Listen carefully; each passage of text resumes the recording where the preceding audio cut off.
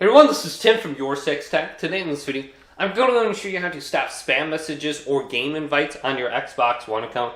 This is easy to do, so I'm going to go ahead and press the Xbox button and then go on down to notifications. And under here, you can see all the different spam messages or game invites you receive.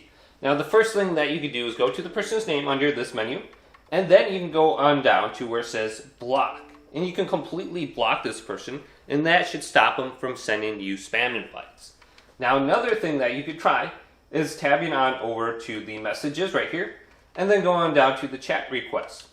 And then you could completely just turn off the notifications under this menu.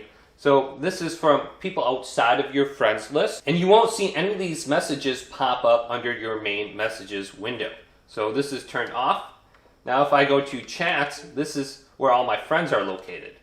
So I can see their messages, but I can't see messages from other people who are outside my friends list. Now if we want to go a step further, we can go on over to settings right here under our profile and select this.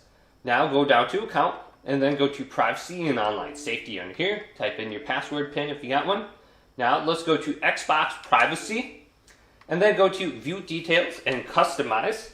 And we want to go to communication and multiplayer under this menu. Then go to the right and we want to select others can communicate with us, voice, text, or invites. So this is set to everybody. So everybody on Xbox can send us a game invite.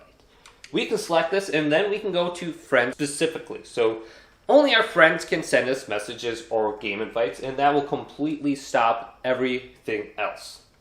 Then you can also go to you can communicate outside of Xbox with voice and text. Maybe you're playing crossplay with someone and you don't want to receive any kind of messages or anything like that. You can just go to in-game friends right here. So change those 3 different settings depending on your level of need. But hopefully this video did indeed help you out. If it did, leave it a big thumbs up. And subscribe to my channel down below for more tech help videos coming up next on Your Six Tech.